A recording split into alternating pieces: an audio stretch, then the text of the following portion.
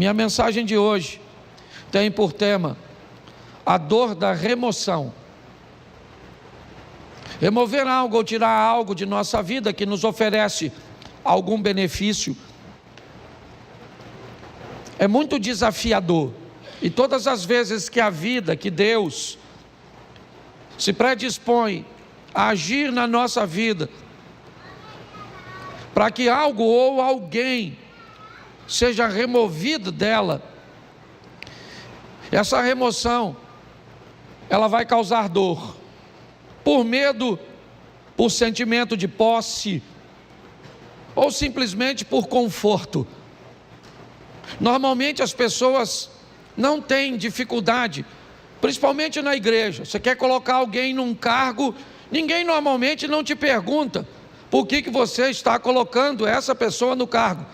Aliás, ela é até perfeitamente capaz de entender que ela só está sendo colocada nesse cargo porque Deus a colocou naquele local.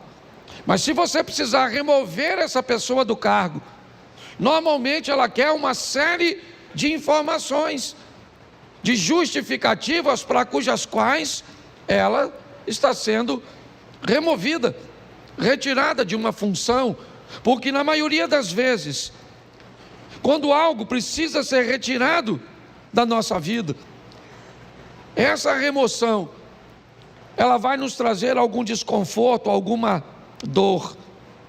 Porém, nós precisamos entender que depois que sai da nossa vida aquilo que tem que sair, só então estaremos prontos para avançar para a próxima fase. Quando nós somos capazes de entender isso, fica mais suave, menos doloroso ver pessoas partirem, ver empregos ficarem para trás, ver situações cujas quais achávamos vantajosas, expressivas e significativas partirem. Às vezes sequer elas ficam por muito tempo, porque não é o nosso destino, é apenas uma fase da nossa vida. A Bíblia inúmeras vezes nos dá exemplos sobre isso. Quando nós vemos a história da mulher de Ló, o que ela tem? Ela tem um apego àquilo que está ficando para trás. Ela está sendo arrancada, removida de sua casa, de seus pertences. Ela só está saindo basicamente com a roupa do corpo. Então a dor dessa remoção, o apego àquilo que ela está deixando para trás, faz com que ela olhe para trás, mesmo diante de uma ordenança de cuja qual ela não deveria fazer isso, ela faz desobedecendo, e sabe o que acontece? Ela não tem mais futuro, ela é paralisada por aquilo. Aquela é uma situação que a paralisa. Mas pastor,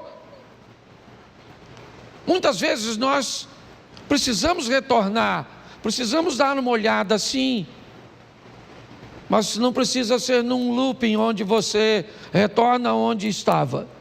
O movimento pode parecer o mesmo, nós podemos fazer isso numa espiral, onde você volta ao mesmo lugar que estava antes, somente não é na mesma altura.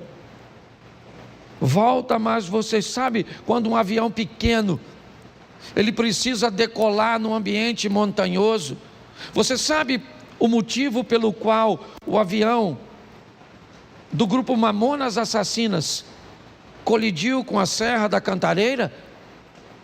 Porque ele não tinha força suficiente para decolar como um jato. Não havia nele potência o suficiente para alcançar uma altura. O piloto deveria ter decolado utilizando um sistema de espiral.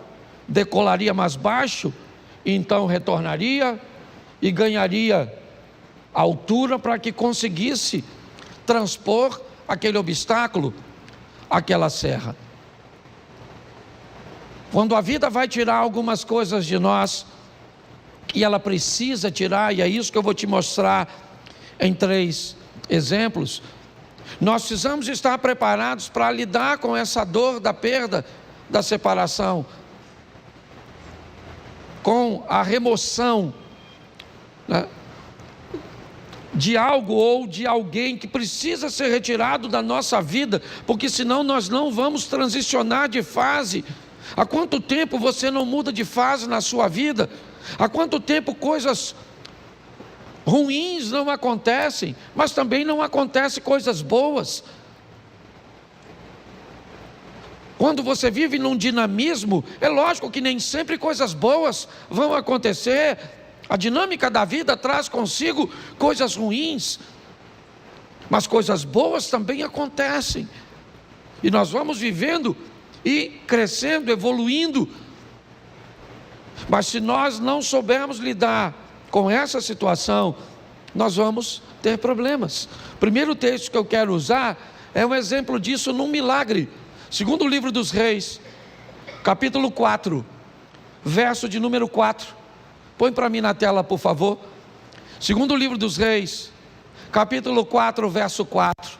Depois entra em casa, fecha a porta atrás de você e dos seus filhos, e derrame o azeite em todas aquelas vasilhas, e ponha à parte as que forem ficando cheias. Preste atenção na exposição desse milagre, no que a Bíblia está narrando. O milagre está acontecendo, mas todas as vezes que uma botija de azeite se enche, o que esta mulher tem que fazer é retirar essa botija, colocar uma outra no lugar e colocar essa botija para trás. Então, enquanto essa está enchendo, assim que essa enche, ela remove essa e coloca essa para que se encha. Me parece que a visão é basicamente a mesma. Aconteceu, está tudo certo, e agora o que eu faço? O que aconteceu agora é passado. Eu tenho que voltar para o ambiente onde as coisas acontecem, e não utilizar o verbo no passado. Eu tenho que entender isso. Nós não podemos ficar vivendo, né, a mesma estação o tempo inteiro. Então aconteceu, tá bom, foi bom ou foi ruim, passou, eu tenho que estar pronto para a próxima fase. Quando não lidamos muito bem com isso, nós podemos ter sérios problemas. E o primeiro é o pai da fé, Abraão. Presta atenção nesse texto aqui, coloca Gênesis 13, verso 14. Gênesis 13, 14, dá uma olhada. 14, por favor, e não 4. Isso. O Senhor diz a Abrão, depois que Ló separou dele, ou se separou dele: olha para mim. Tera tem 3 filhos: Abraão, Naor e Harã. Harã se casou e teve um filho chamado Ló. E logo em seguida Harã acabou morrendo. Tera deixa Naor em Ur e sai com Abrão, com Ló, com Sarai, a esposa de Abrão, em direção a Canaã. Mas eles fazem uma parada em Harã e permanecem ali um tempo. Ali, o pai de Abraão, Tera, acaba morrendo. O que Abraão tem agora é apenas seu sobrinho Ló. É apenas um sobrinho. Ele não está mais em Ur, não. O texto é claro. Todos os restantes, né, as pessoas restantes, acabam ficando em Ur. O único que está caminhando com Abraão é Ló. Quando Deus aparece a Abraão e diz: Abraão, sai da sua terra e da sua parentela, ele não está em Ur, ele está em Harã. Note bem, a terra dele não era Harã, a terra era Ur, mas Deus está dizendo para ele, se ele está ali, naquele momento, aquela terra é a terra dele. Deus está dizendo para ele, ó, essa terra onde você está vivendo, ela é sua no momento, ela é o lugar que você está. Ele já saiu, é verdade, de Ur, seu destino era Canaã, mas seu pai parou em Harã, por motivo cujos quais eu desconheço, e acabou morrendo ali. E o que sobra para Abrão? Sobra Ló. Quando Deus diz, sai da sua terra e da tua parentela, a terra é Harã, e a parentela é Ló. Apenas um parente. E apenas uma solicitação de remoção que Abraão me parece que tem dificuldade de fazer. Por quê? Porque Ló era órfão, provavelmente.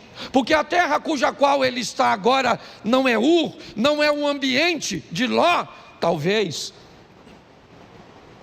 Mas o grande problema é a orientação e a ordem que Deus está dando a Abraão. Deixa, está na hora de Ló sair de sua vida, porque só tinha ele, então não tinha outro. Note que é apenas uma coisa, e apenas uma pessoa, mas olha o estrago, o atraso, o prejuízo que desobedecer uma orientação do Altíssimo pode trazer para a trajetória de uma vida. Por que Abraão provavelmente tem medo, insegurança de deixar Ló para trás? Porque se ele deixa Ló, o argumento dele vai se solidificar em Eliezer, o Damasceno. Já que ele não pode ter filho, pelo menos que ele deixe sua herança para um sobrinho, que ele o adotou. Pelo menos é alguém de seu sangue. E parece que Abraão está preso nisso. Na hora de remover Ló é muito doloroso. Por quê? Porque ele é a minha segurança no que diz respeito ao futuro. Se não for ele, como é que vai ser? Pois é. Às vezes quando Deus quer remover algumas coisas cujas quais somos apegados demais, sem ela não veríamos uma saída. O que eu vou fazer? Como é que vai ser? É a única coisa que eu tenho, é a única corda que eu tenho para me segurar. E Abraão leva Ló com ele. Ele não consegue se apartar de Ló. E eu confesso a vocês que fora a sensação de ver seu sobrinho enriquecer, Ló não traz mais nenhuma alegria para a vida e ministério de Abraão. Nenhuma.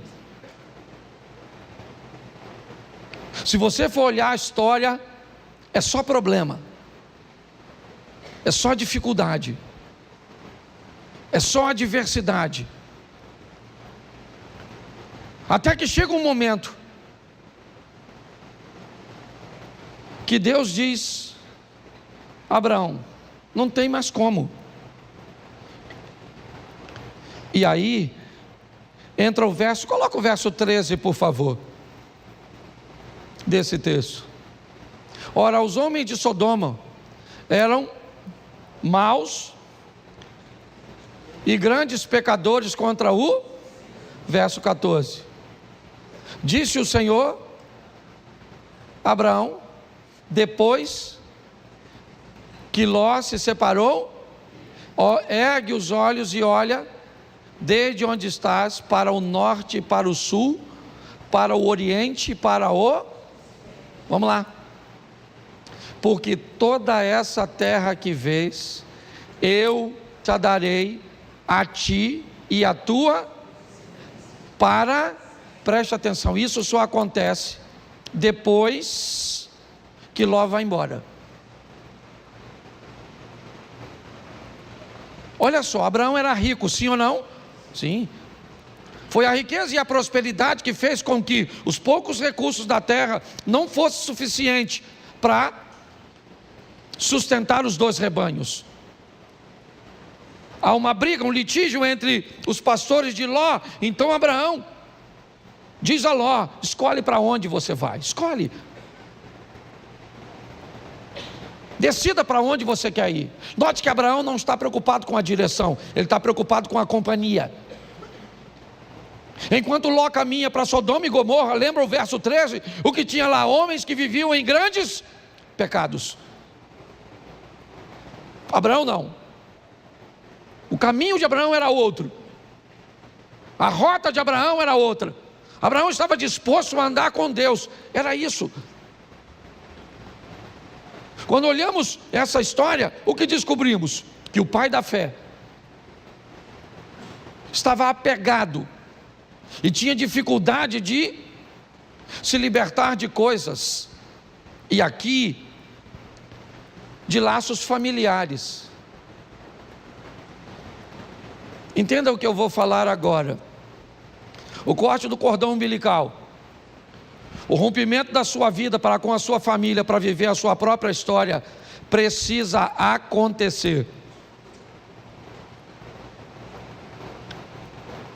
É importante que você entenda isso.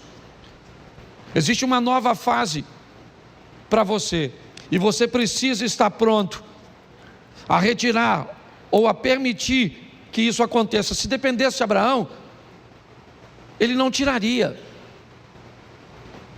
Mas a prosperidade dos dois foram tanta que a terra está dizendo para eles: vocês não têm como viver juntos. Então ele diz: então você vai embora.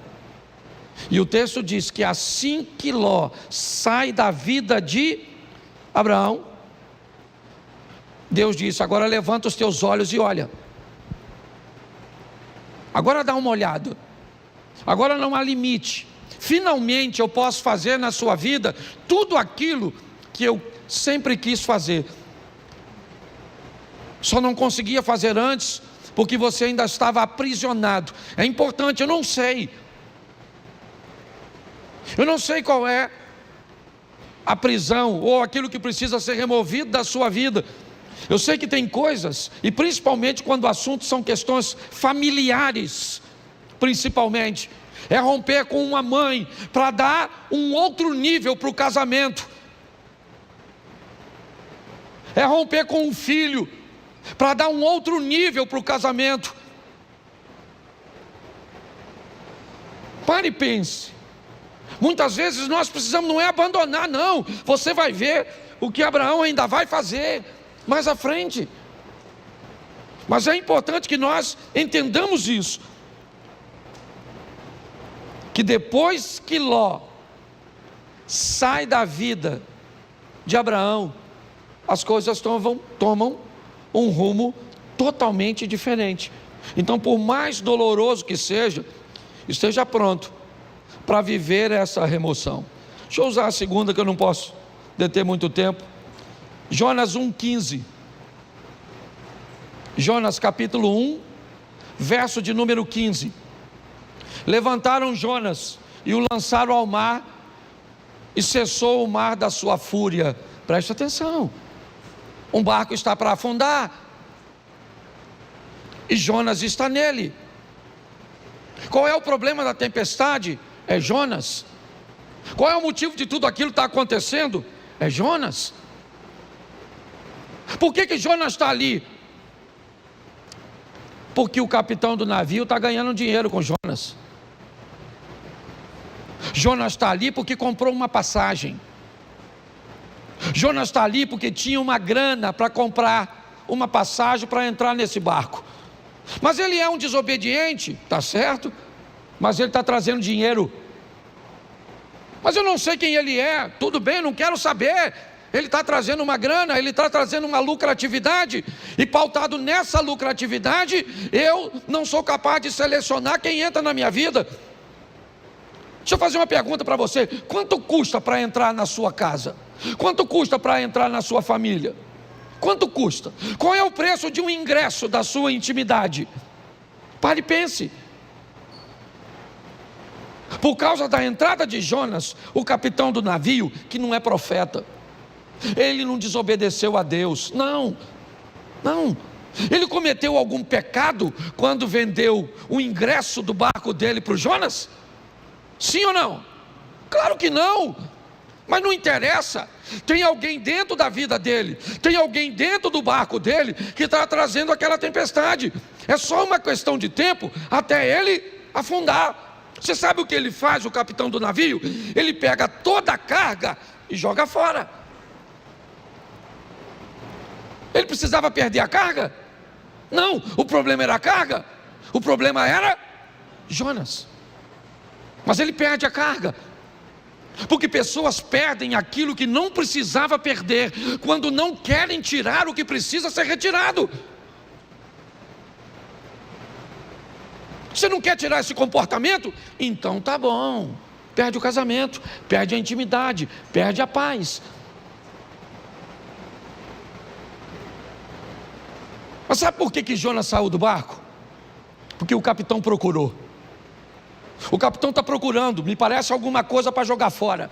O que ele quer é aliviar o barco, já perdeu a carga, é verdade, mas a tempestade continua, então ele vai no porão, ele desce no porão do navio. Eu já falei isso aqui, ele desce no porão do navio, e lá no escuro do porão, deitado num lugar, está o Jonas. Porque aquilo que às vezes vai te levar para o fundo, não está na luz no convés, está no porão, escondido, quietinho. O que ele está estabelecendo em você, um comportamento, uma postura comportamental que destrói seus relacionamentos, que impede você de ter relacionamentos sadios. Mas quando ele procura, a Bíblia diz: aquele que pede recebe, aquele que busca acha. Então ele não está buscando, ele achou, pegou o Jonas, levou o Jonas no convés, o interrogou, e Jonas disse: não era para eu estar aqui, era para eu estar onde? Em Nínive, cumprindo a minha missão. Mas eu desci a Jope, peguei, certo? Comprei um ingresso, uma passagem, entrei no seu barco para ir para Tarsis, para a Espanha. E agora? A tempestade está lá, Jonas diz que ele é o culpado. Mas e agora? O texto diz que o capitão está com medo de jogar Jonas fora. Quem é esse cara? Não é quem ele é a missão que ele precisa executar. Não tem a ver com ele, é com o propósito de Deus na vida dele. Ele se torna importante por causa do propósito. E aquele homem olha e diz: eu não vou remover esse cara do meu barco, eu estou com medo de jogar esse cara fora. Eu jogo esse cara fora e, não quer jogar? Então tá bom. Eu sei o que é isso muito bem. Eu trabalhei 12 anos numa empresa, foi lá que meus filhos nasceram, lá eu me casei. Eu não tinha um carro, eu usava o carro da empresa.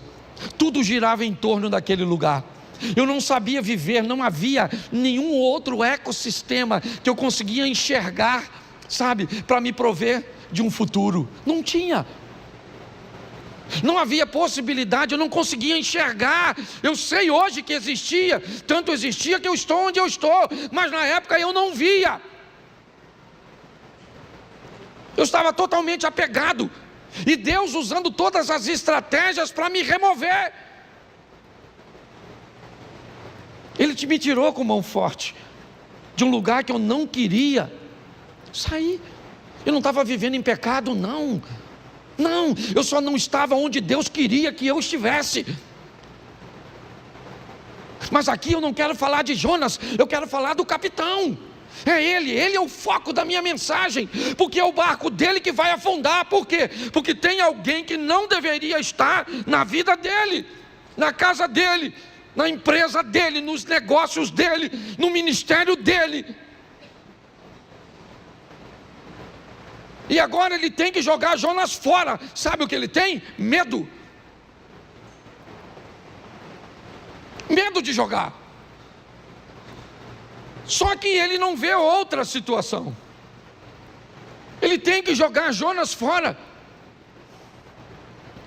Verso 15: e levantaram a Jonas e o lançaram e cessou a sua. Aí ele foi lá, mergulhou no mar, pegou a carga toda, trouxe de volta para o navio e seguiu direitinho, sim ou não? Não. Precisava ter perdido a carga se tivesse jogado Jonas? Sim ou não? Mas perdeu a carga porque não achou o Jonas. Então fala para quem está do seu lado: acha o Jonas.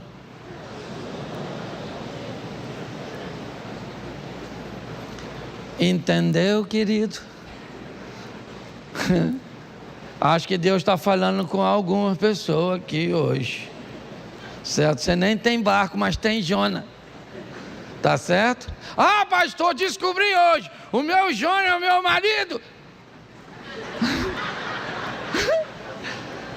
Se Jonas é o seu marido, eu vou te dar uma notícia, dona.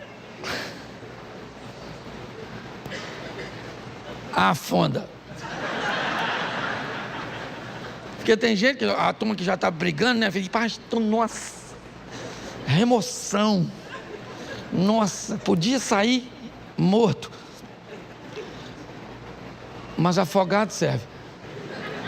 Você está rindo, mas o assunto é sério. Dá uma olhadinha, gente. Porque eu creio que Deus está falando conosco, amém? Amém. O terceiro, Gênesis 37, verso 28. 37, 28 de Gênesis. Isso. E passando os mercadores midianitas, os irmãos de José o alçaram e o tiraram da cisterna e o venderam por 20 ciclos de prata aos ismaelitas. E esses levaram José ao... Preste atenção, quando Deus precisa tirar você de um lugar onde a sua visão é diferente da visão dos outros.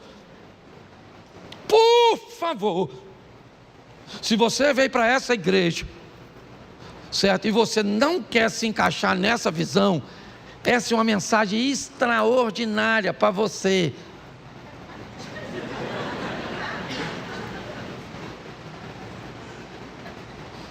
O José é um cara que ele vê o mundo, as coisas, ele aspira, seu comportamento é diferente de seus irmãos.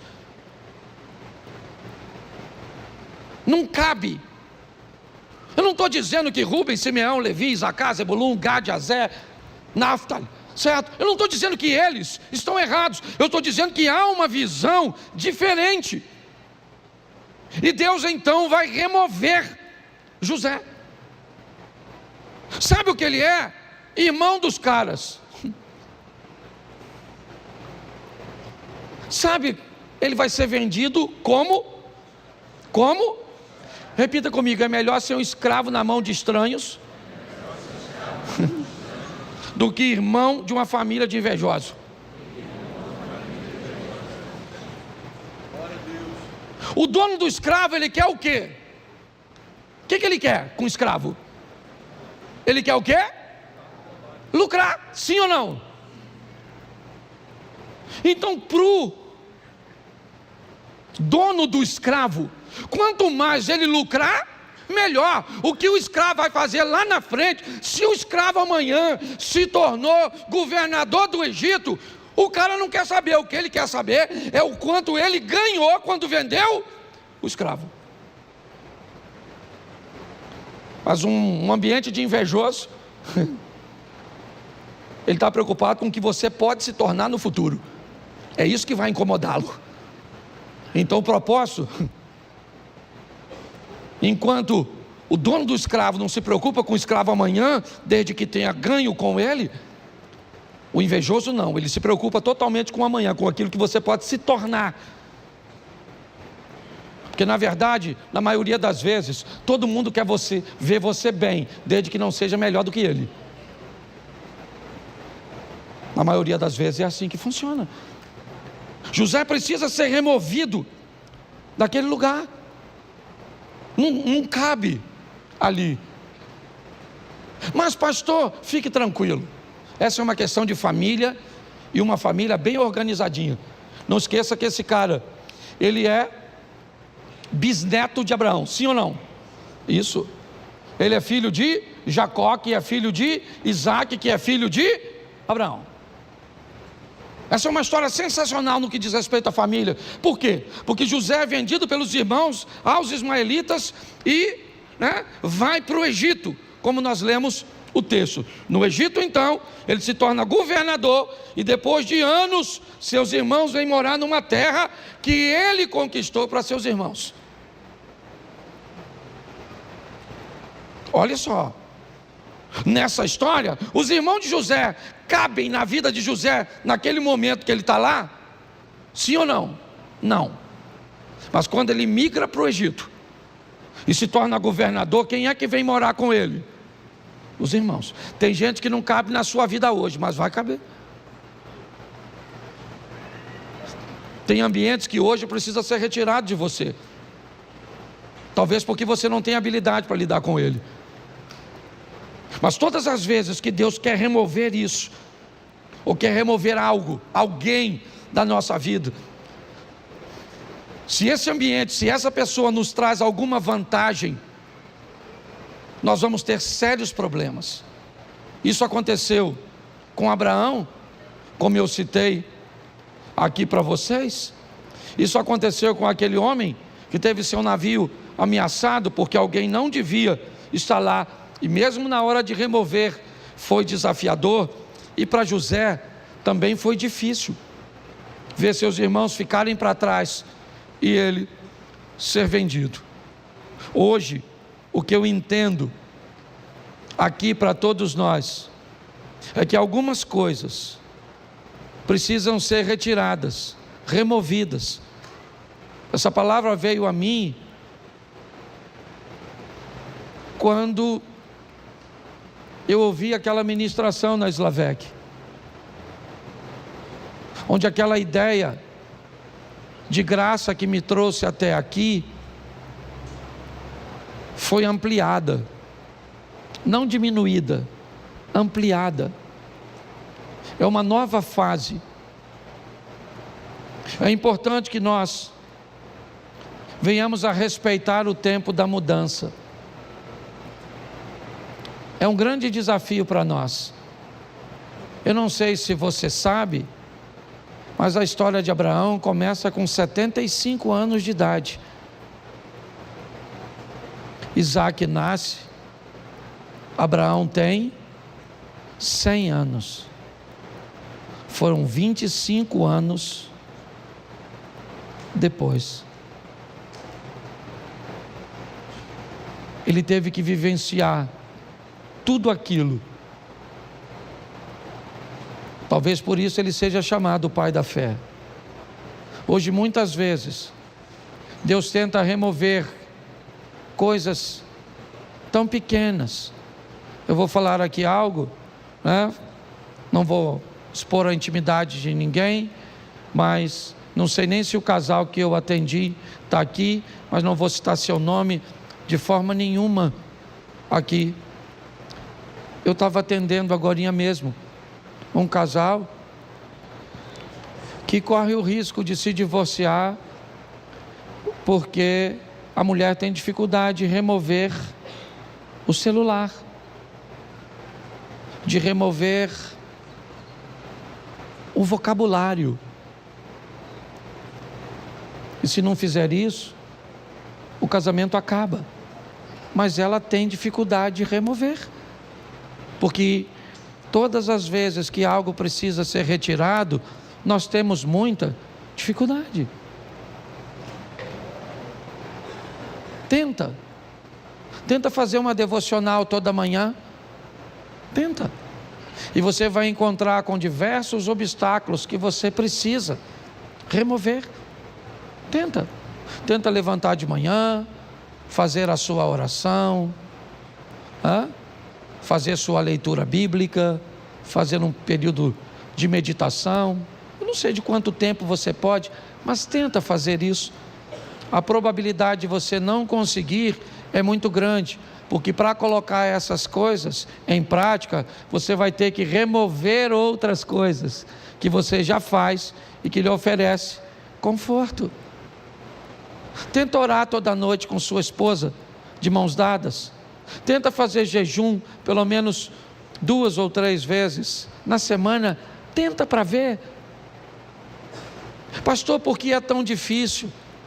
Porque antes de fazer aquilo, você vai precisar remover outras coisas que já estão estabelecidas, que te oferecem vantagens, que te oferecem conforto.